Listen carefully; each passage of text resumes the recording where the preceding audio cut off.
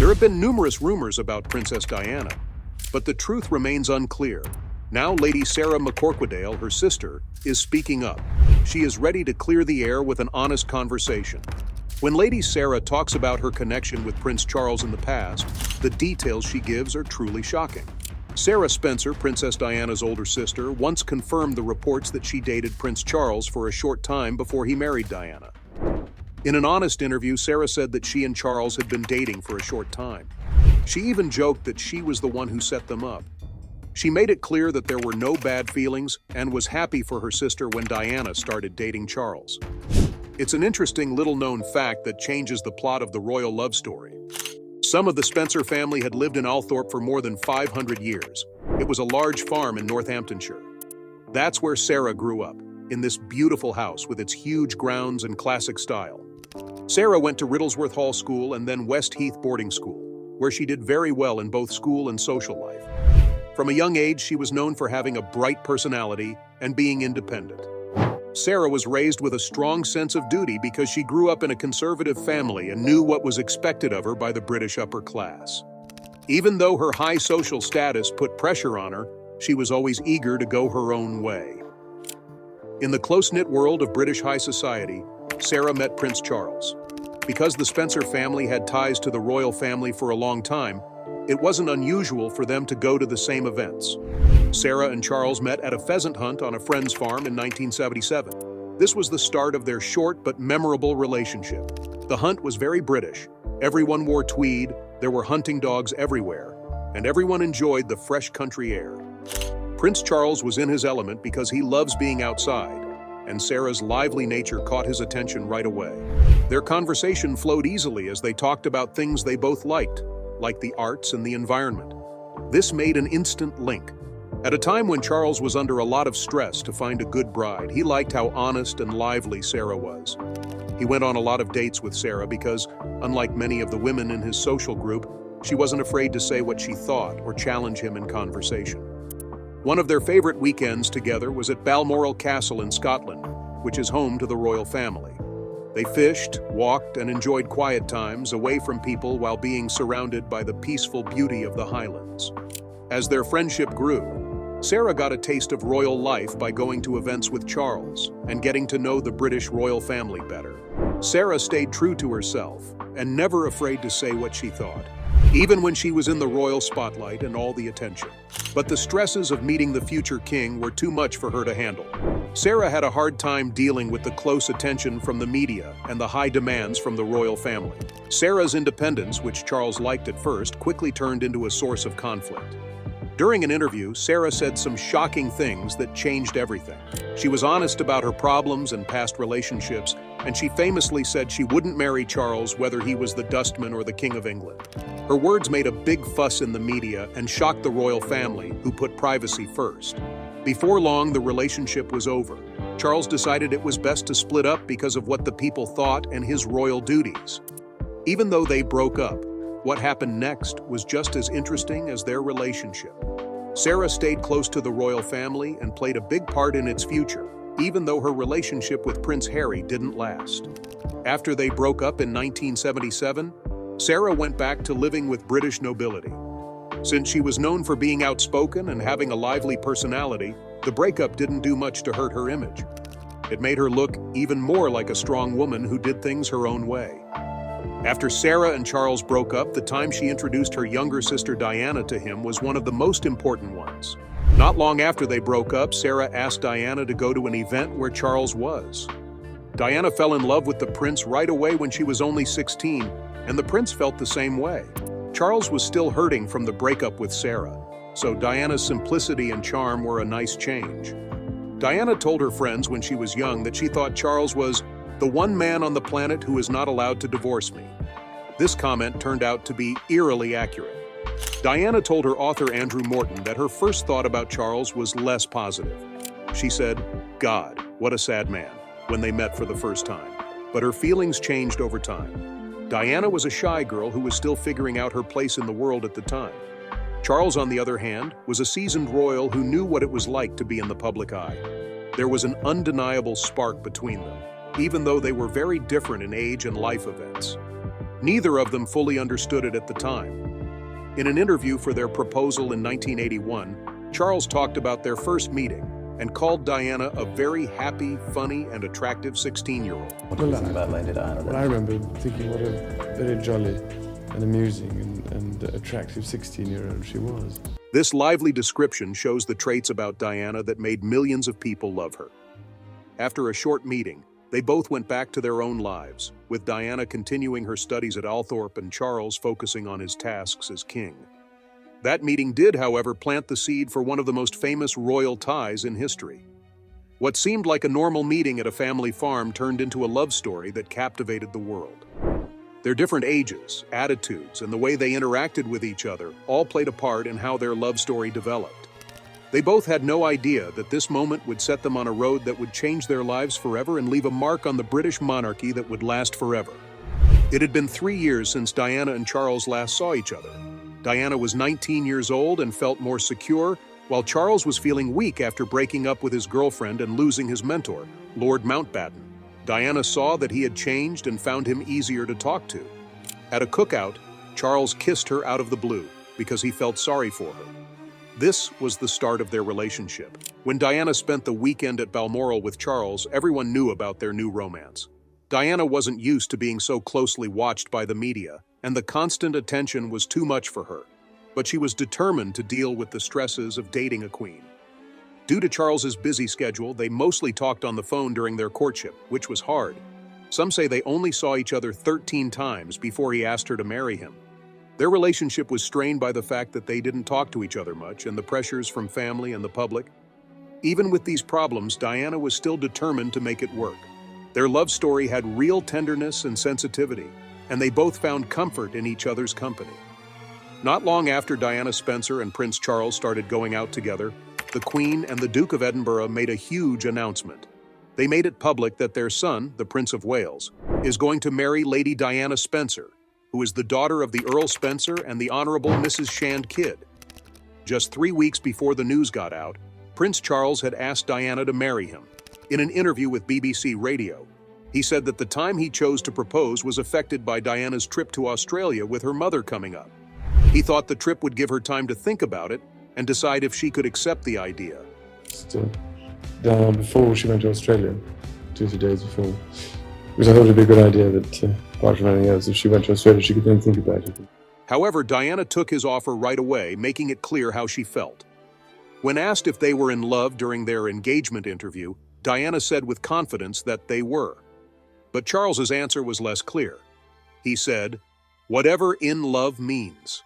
When someone said that, Diana felt hurt and confused because it made her doubt her feelings about their relationship and hinted at deeper doubts that would later become clear. I'm amazed that she's been brave enough to take me on. And I suppose in love. Of course. Whatever in love. Later, she said the interview was horrible and admitted that Charles's answer had frightened her. Diana was still eager to make their relationship work, even though this happened. When they got engaged, everyone was thrilled. They were like two characters from a fairy tale, the handsome prince and the beautiful young lady. After that, there was an unprecedented media frenzy. Every detail of their relationship and upcoming wedding was excitedly followed and celebrated. As the wedding day got closer, everyone became even more excited. The wedding was set for July 29, 1981, at St. Paul's Cathedral, and the preparations for it were nothing short of spectacular. There were going to be important people and royalty from all over the world at the event. Debrett's even called the wedding the last great state event of the 20th century, and millions of people around the world were planning to watch. The dress that Diana wore to her wedding was made by David and Elizabeth Emanuel and became one of the most famous wedding dresses ever. With its beautiful 25-foot train, intricate lace details, and thousands of pearls. It was a real reflection of Diana's style and elegance, and it caught everyone's attention. As the big day got closer, people got more and more excited. Charles and Diana's love story had captivated millions, and everyone was looking forward to seeing them get married. In the early hours of July 29th, London's streets were full of happy people who were all hoping to see the royal couple. More than 750 million people around the world watched the wedding. Her father, Earl Spencer, escorted her as she arrived at St. Paul's Cathedral in a glass coach. The world was stunned by her beauty and ease as she walked down the aisle. The ceremony was the perfect mix of old and new, showing how special the couple is in the past of royalty. 2,060 people, including heads of state, royalty, and famous people, watched Prince Charles and Lady Diana Spencer say their vows. The Archbishop of Canterbury led the service, and their vows were shown to millions of people around the world. This made them one of the most famous royal couples in history. "I introduced them," Diana's sister, Lady Sarah, told reporters, feeling proud of her role in setting them up. "I'm Cupid." Was Sarah Spencer jealous? After the royal wedding, reports started to spread about Diana's older sister, Lady Sarah Spencer, that she might not have been happy about Diana and Charles getting married. There were rumors that Sarah, who dated Prince Charles before he fell in love with Diana, might have felt left out or even a little jealous. The idea that Sarah might be angry adds a lot of drama to the story of the royal romance, even though there is no strong proof of any bad feelings. Even though Lady Sarah Spencer tried to avoid the royal attention, rumors about her supposed anger and jealousy kept going around. Some people couldn't get over the past and said that Sarah never fully got over her relationship with Prince Charles, especially after he married her sister Diana. These rumors gave the impression of a lasting grudge, which led to rumors that she didn't like how things turned out. But while the rumors were going around, Sarah was secretly looking for happiness and a normal life away from the crazy royal life. She chose to focus on her own happiness and freedom instead of the royal demands and pressures that had once ruled her life.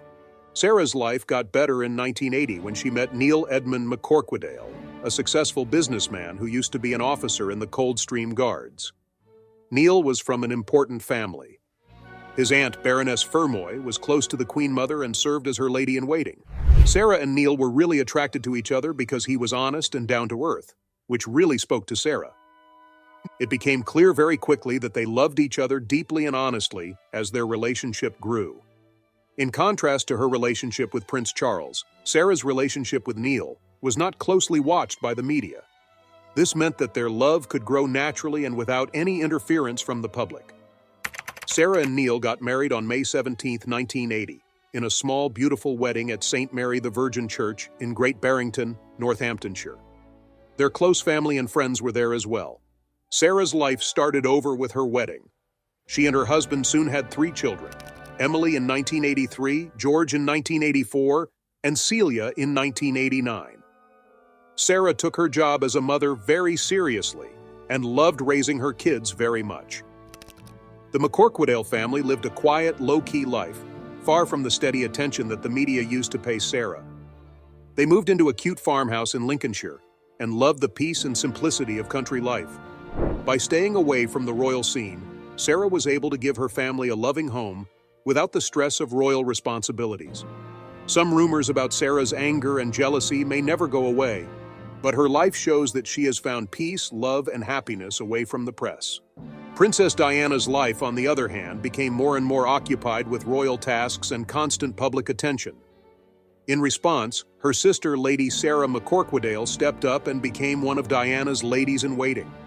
This wasn't just a title, it meant loyalty, discretion, and emotional support, and Sarah did a great job in all of these areas, becoming an important member of Diana's inner group.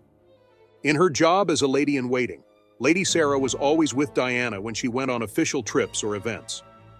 Sarah's presence at charity events, state events, and foreign trips gave Diana comfort and a sense of familiarity when the demands of royal life got too much. She was just as important behind the scenes. She was more than a sister. She was a trusted friend and companion. Diana knew that she could count on Sarah for anything, whether it was dealing with personal problems or royal protocol. Sarah was always there to listen and give good advice. Sarah not only gave Diana mental support, but she also got involved in many of her charitable causes, helping to plan and run different projects like visiting hospitals and supporting AIDS awareness campaigns. It was clear that she was completely committed to Diana's work. Even though Diana had a beautiful public image, the stresses of royal life were hard on her during hard times. Sarah's constant presence became a rock for her sister, helping Diana deal with the constant media attention and harsh public scrutiny. Diana's marriage to Prince Charles was one of the hardest times in her life. There were reports of cheating and problems in Diana's marriage, and she often turned to Sarah for support. Because Sarah had dated Charles herself, she had a deep understanding of Diana's problems, which made her support even more important. They became close through shared situations and understanding each other, which gave Diana strength during those hard times. Even though Charles and Diana's marriage was getting worse, his friendship with Camilla Parker Bowles got stronger. By the middle of the 1980s, there were reports that Charles and Camilla were having an affair. Even though rumors about their relationship got stronger, most people still didn't know the whole story. Because the royal family likes to keep things private, they were able to keep the issue from the public for a while. People saw Charles and Camilla together at different events and private get-togethers, which started the first reports. People in their close circle knew how close they were, but most people outside of their circle didn't know. They didn't tell anyone about their real connection until much later. This caused one of the biggest scandals in the history of the royal family. Prince Charles and Camilla became closer over the course of the 1980s, even though both were married at the time. Charles to Princess Diana and Camilla to Andrew Parker Bowles. Close friends found out about their affair, but the royal family worked hard to keep the issue under control and keep it from going public. It was too obvious that they were having an affair by 1986. Charles and Camilla were often seen together at private parties, and it became harder and harder to hide how close they were. Even though rumors kept going around, it wasn't until the early 1990s that the full scope of their affair was made public in a way that shocked everyone and changed the royal family's story and how people saw them forever. In 1993, the press got a hold of a secret phone call from 1989 between Charles and Camilla. This caused what became known as the Camilla Gate or Tampon Gate. Some very private and explicit parts of their relationship were shown in the recording. Charles made some sexy comments, like the famous line about wanting to live inside your trousers. And he also made a joke about being reborn as a tampon. This leaked talk was a turning point in the scandal. It made British tabloids go crazy and sparked a level of public interest in the royal family's private lives that had never been seen before. There was a lot of bad press about Charles's image and the monarchy as a whole after the scandal. The once-admired Prince of Wales was at the center of a scandal that shook the very foundations of royal authority. In 1994, Charles went on TV to talk to writer Jonathan Dimbleby about the rumors. I talked about them straight on. When asked about cheating on Diana, Charles honestly admitted it, but added that it happened after their marriage had already started to fall apart. Until it became irretrievably broken down. Not naming Camilla as his lover was not something he did, but everyone knew that she was the other woman involved.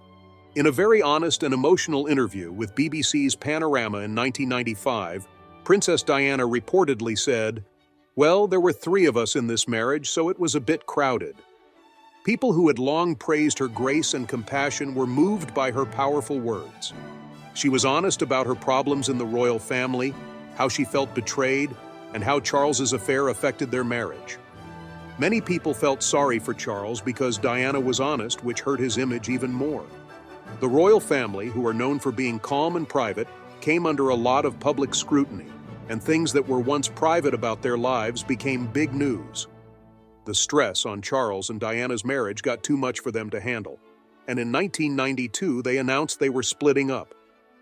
Their 15-year marriage was full of problems, but the divorce was completed in 1996. Even though things were hard, the Spencer sisters' bond was stronger than ever. Sarah and her sister Jane Fellows built a strong network of people Diana could always count on for help.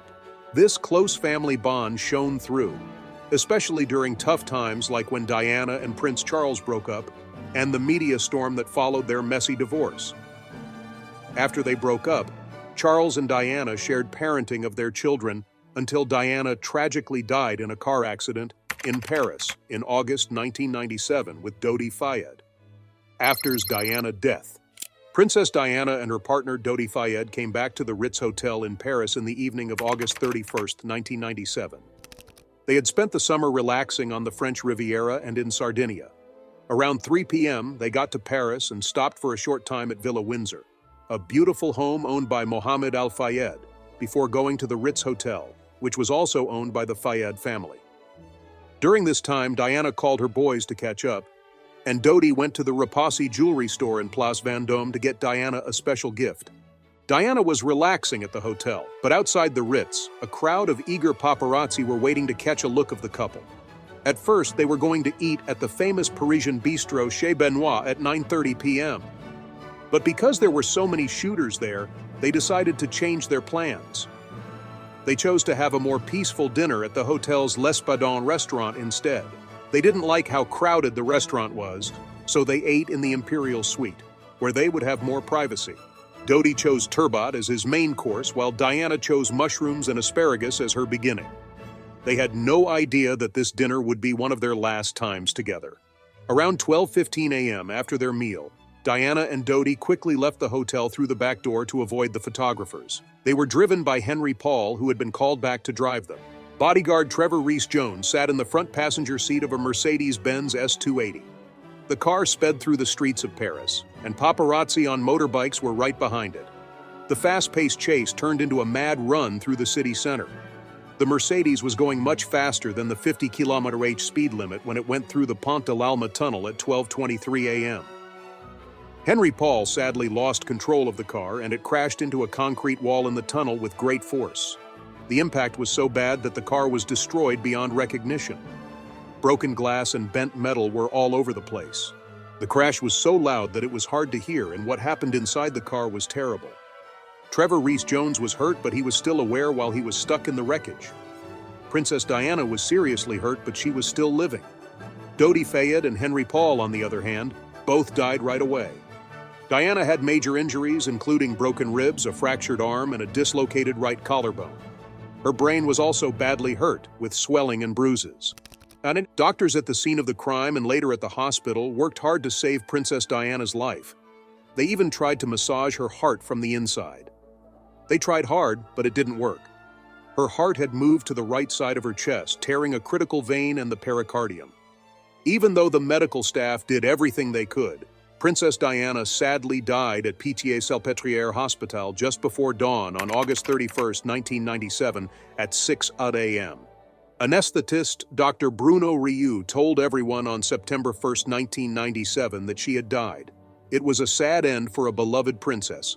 The sad news of her death shocked people all over the world. This loss was very emotional and terrible for Lady Sarah McCorquodale. Sarah went to Paris with her sister Jane Fellows and Prince Charles to bring Diana's body back to England. It was a sad trip.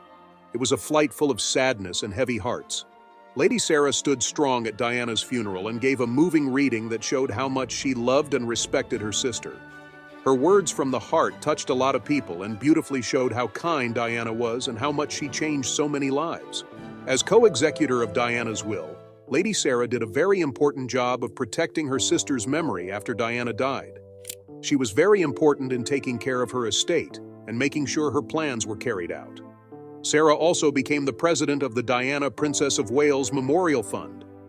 Before it closed in 2012, it had raised more than $112 million for different organizations. Lady Sarah continued her sister Diana's important work through the Memorial Fund. She fought for issues close to her heart, like raising awareness about AIDS, clearing landmines, and helping kids who are struggling. Her steadfast dedication made sure that Diana's kind and generous spirit would live on long after she died. But Lady Sarah's power didn't end there. She was always present in the lives of her boys, Prince William and Prince Harry, and helped them figure out how to do their royal duties. She went to both William's wedding to Catherine Middleton in 2011 and Harry's wedding to Meghan Markle in 2018. This showed how close she was to the royal family. Lady Sarah did a lot for charity, but she was also involved in her community. On January 1, 2009, she was High Sheriff of Lincolnshire for a year. In 2010, she became Master of the Belvoir Hunt. These jobs showed how dedicated she was to public service and how deeply she cared about her community. Lady Sarah stayed a loyal and strong figure, even though she had to deal with problems and scandals. After George Grant, an employee of the Belvoir Hunt, got into a fight with 2 hunt monitors in 2018, she spoke out in support of him. She stood up for Grant, who she had known for 27 years, which showed how loyal she was and how ready she was to help people she trusted. Despite this, Sarah Spencer still has a lot of questions about Diana's terrible accident. The upsetting fact that she will never be able to ask her sister for answers directly makes her feel very sad. She is still hurting from losing Diana in such a terrible way, and it's clear that the what-ifs and whys keep coming back to haunt her. You are, uniquely bonded because of what we've been through. We have all been trying to help William and Harry come to terms with the devastating loss.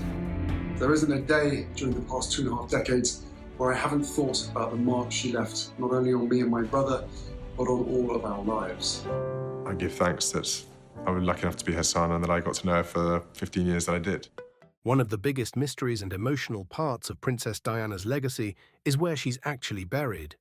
Since her sad death in 1997, no one has told anyone where she is buried, even though millions of people around the world loved her. Diana's grave is on a private island in a calm, oval-shaped lake. It is surrounded by mystery and peace. This secret place to rest only adds to the mystery surrounding her sudden death. So why was someone so loved buried in such a secret place? What lies might be hidden where she is buried?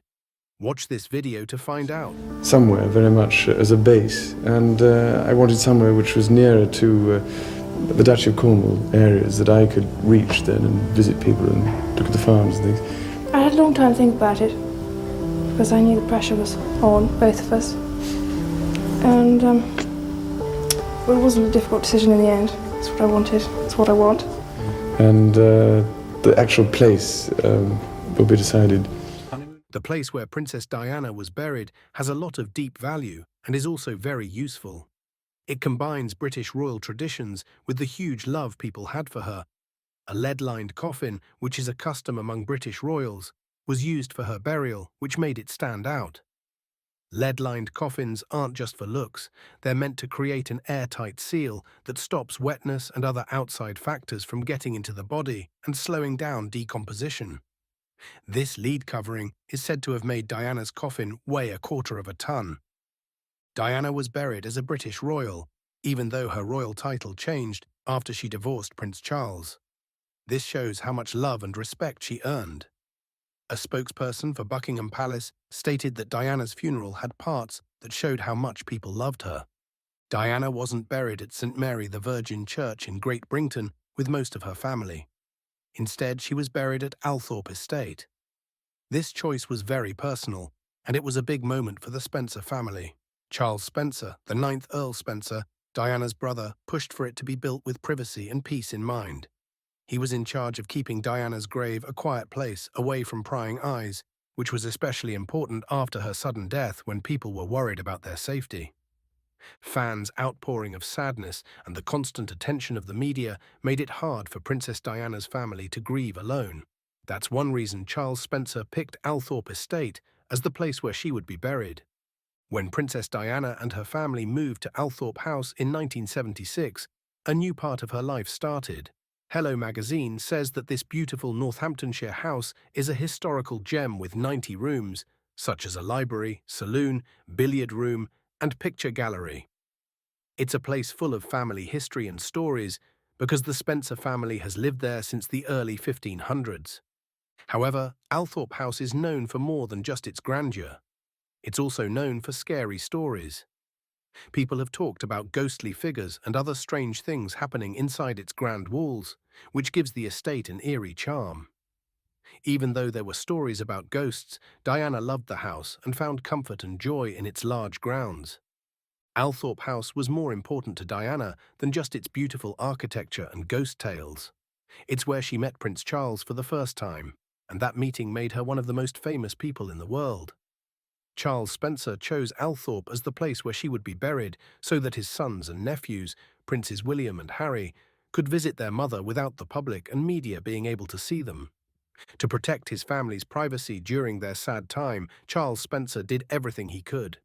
He knew very well how important it was for them to grieve and remember Diana in their own room and way. Charles was very emotional when he talked about why Althorp Estate was picked as Diana's final resting place. He talked about how peaceful the estate was and how its large grounds and calm mood seemed to reflect Diana's own kindness and grace. Charles wanted Diana's grave to be a quiet spot where her sons could feel at ease while being close to family and the natural beauty of the English countryside. Charles wrote about these thoughts in his 1998 book, Althorp, The Story of an English House. In it, he wrote about how the Spencer family all agreed that Althorp was the best place for Diana to be buried. The estate's beauty and peace were seen as an appropriate tribute to her long life and legacy, giving people a place to remember her for years to come. Diana's grave, which is on a small island in the middle of Althorp's beautiful oval lake, shows how much the Spencer family cares about honouring her with respect and humility. This quiet and out-of-the-way place was carefully picked to make sure that Diana's final resting place would stay a private sanctuary, away from prying eyes. For Diana's funeral, the island in the middle of the peaceful oval lake is the perfect place because it is quiet and out of the way. This is a sign of how far away from the public eye the Spencer family wants Diana to be so that she can rest in peace forever, away from the attention and questions of strangers. A temporary walkway was made so that mourners and important people could get to the island during Diana's funeral in 1997. But the Spencer family later took down this path to keep people who weren't supposed to be there from coming in.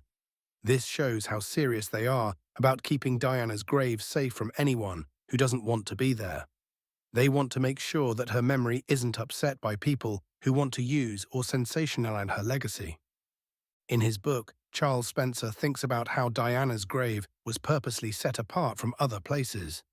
He says that the circular lake is like a natural wall that keeps nosy and scary people from looking at her grave. People who try to enter Diana's holy space will have an even harder time because of the thick mud that surrounds the island. The oval lake at Althorp Estate has a long past that was shaped by the Spencer family's traditions and loves.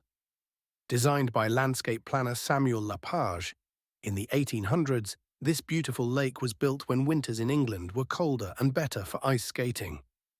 Charles Spencer says that the family's love of this traditional winter sport played a role in the creation of the lake. Charles Spencer wrote an interesting post on Instagram in October 2022 about how Oval Lake came to be. He said the idea for the lake came from the fact that his family loves to ice skate. When winters were much colder, the Spencers took advantage of the chance to enjoy this popular winter activity by adding a beautiful lake to the grounds of Althorp Estate. The oval lake was both useful and beautiful. It was a great place to go ice skating while enjoying the beautiful English scenery. But Oval Lake is important for more than just leisure. Slowly, the calm water and the isolated island have come to represent the family's most cherished memories and long-lasting customs. It was finally the place where Princess Diana was buried, which added a new level of respect to its already long history. The change from a fun winter activity to a solemn memorial shows how history, custom, and personal feeling are all mixed together at Althorp Estate. Today, Oval Lake is a peaceful spot in the middle of Althorp Estate's lush scenery. The calm waters of Oval Lake represent the timeless beauty of the English countryside. And even though winter is over and the seasons have become kinder, Oval Lake's legacy lives on. In the calm seas around it, it will always be a reminder of the Spencer family's strong spirit and their close relationship with Princess Diana. As another way to remember Diana, the road that leads to Oval Lake is lined with 36 beautiful oak trees, one for each year of her amazing life. The Sun reported on this touching tribute in August 2023. It is a live tribute to Princess Diana's lasting effect and the deep mark she left on the world. To celebrate Diana's memory in a meaningful way, members of both the royal family and her own family worked together to plant these 36 oak trees. Among those who took part in this touching honour were King Charles, Prince William, Prince Harry, and the late Queen Elizabeth, the Queen Mother, who was known to love Diana. Her father, John Spencer, and her brother Charles Spencer, the 9th Earl Spencer, were also there with her. Because they were all sad about Diana's death and wanted to keep her memory alive, they planted these trees as a sign of her lasting influence. Oak trees, which are known for being tough, strong, and resilient, were picked for this honour because they are like Diana. As these trees get bigger, they will continue to represent Diana's ongoing effect and serve as an inspiration to people in the future. The road to Oval Lake, which is lined with these big oak trees, is a peaceful place to walk. Every step on this solemn avenue makes you think about Diana's life and impact. As the years go by and the oak trees get older, Their branches reach higher. They stand as silent reminders of how time has passed and of Princess Diana's lasting impact. Even though she isn't here with us anymore, her spirit lives on in the rustling leaves and soft breezes of Althorp Estate. It's a lasting tribute to a beloved figure of kindness, compassion, and humanity. Princess Diana's final resting place is kept secret, but the temple on the Althorp Estate is a holy place where people can think about her amazing life and how much she changed the world.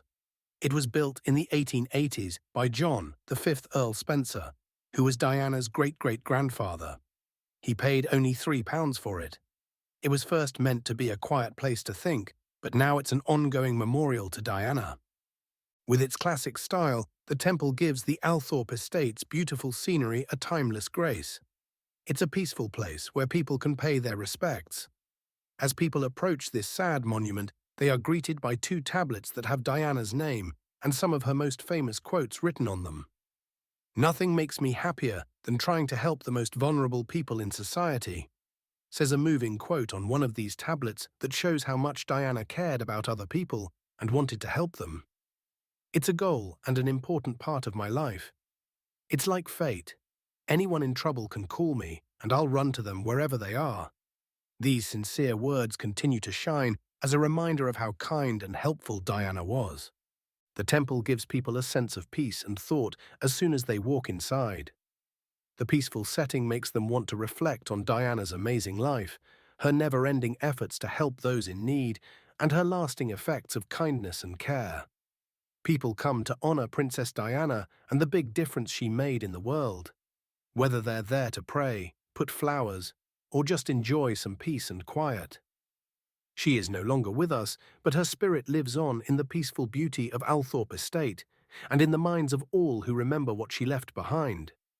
In the temple on the Althorp Estate, there are not 1 but 2 moving walls that honor Princess Diana. Along with a very moving quote from Diana, another tablet has a powerful passage from Charles, the 9th Earl Spencer's address at Diana's solemn funeral at Westminster Abbey. This tribute does a great job of showing how much Charles loves and respects his sister by calling her a woman of unmatched beauty, depth, and uniqueness. "We give thanks for the life of a woman I am so proud to call my sister, the unique, complex, the extraordinary and irreplaceable Diana, whose beauty, both internal and external, will never go out of our minds," he said. These words show how much people who knew and loved Diana felt like they had lost her. Charles wants to honor Diana's memory in more ways than just the temple. He also opened a museum on the Althorp Estate that was completely dedicated to her. It was a beautiful tribute to her life and work.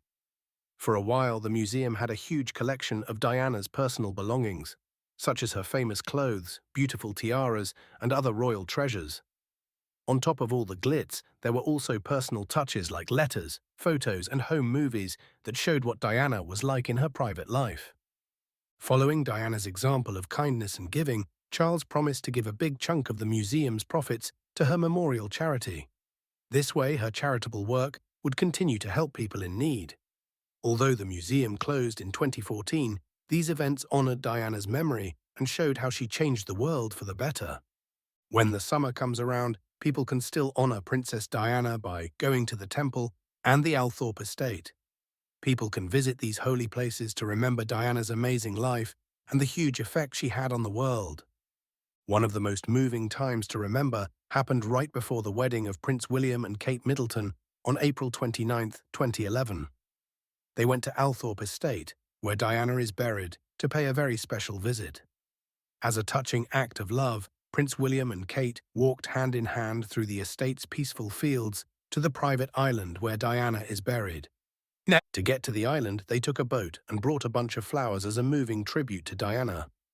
They felt that this visit was a useful way to remember her and show how important she was in their lives.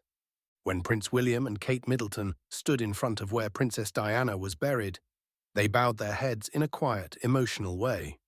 They prayed and thanked Diana in silence for how much she had changed their lives. They put a bouquet of flowers on her grave with gentle respect. It was a moving sign of their love and memory that showed how close mother and boys are. They didn't just go to see the grave, though. Princess Kate and Prince William wanted to talk about more personal things, so he took her to the nearby Arboretum. Together with his brother, Prince Harry, he planted trees there when they were young.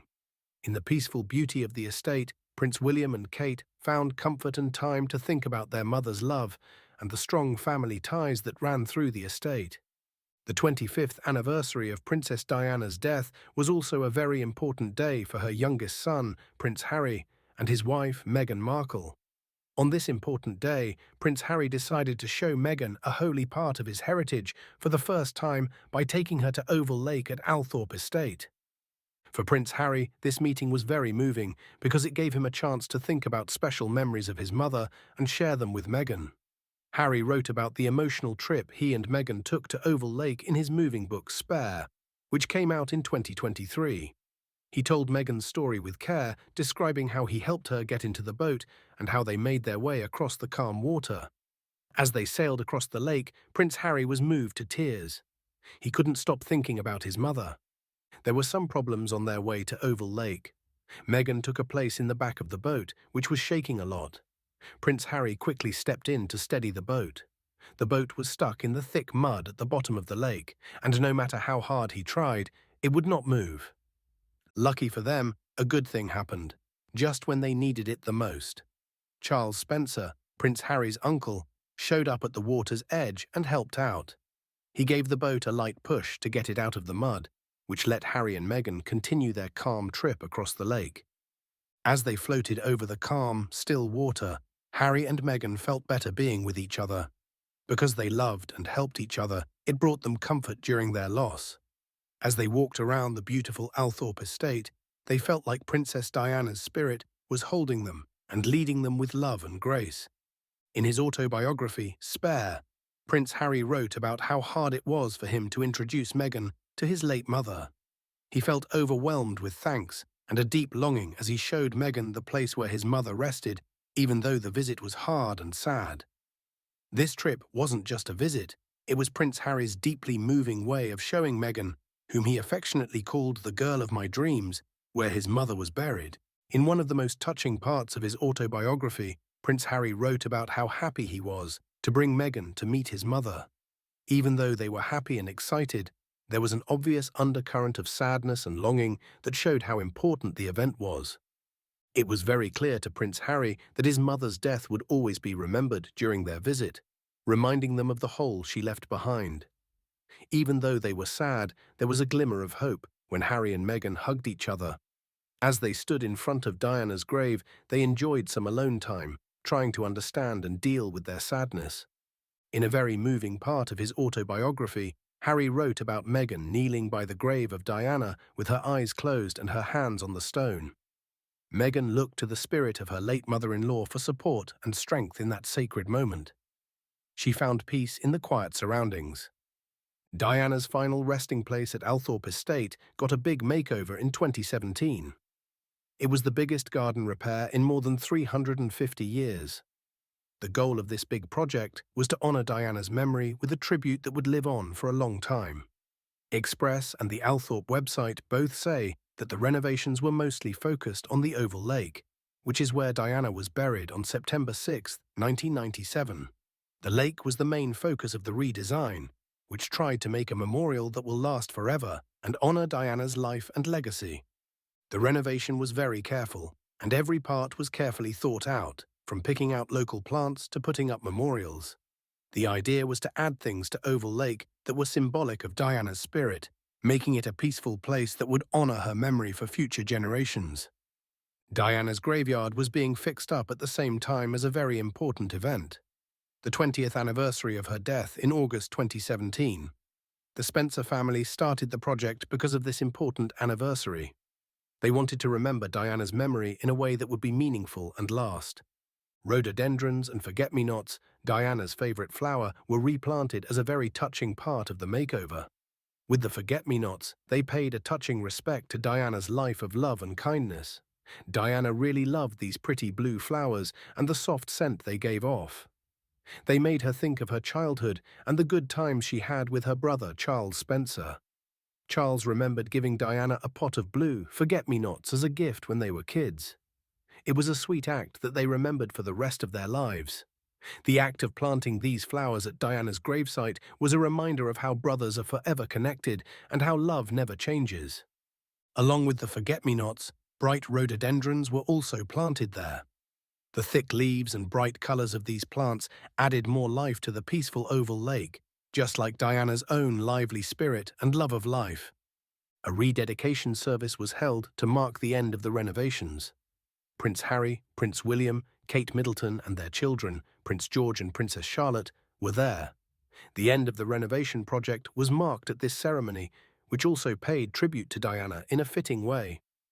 Princess Diana's memory is made more mysterious and holy by the fact that her grave is not widely known. Her family made sure that her final resting place would be hidden from the public by picking a quiet spot on an island in the peaceful oval lake at Althorp Estate. This would allow for a peaceful and respectful memorial. This choice shows a lot of respect for Diana's memory and a wish to keep it safe from the constant attention and drama that comes with being a public figure. The fact that her grave is private means that her family can grieve and remember her in peace, away from the constant attention of the media. The memorial touches, like the oak trees and the redesigned garden, make the space even more special. They turn it into a live tribute that shows how much Diana's family and the public still love her. These small touches not only honour her life, but they also give people a respectful and thoughtful way to connect with her spirit. Basically, the fact that Diana's grave is secret and is surrounded by careful tributes shows how much she meant to those who knew her and how much love is felt for her.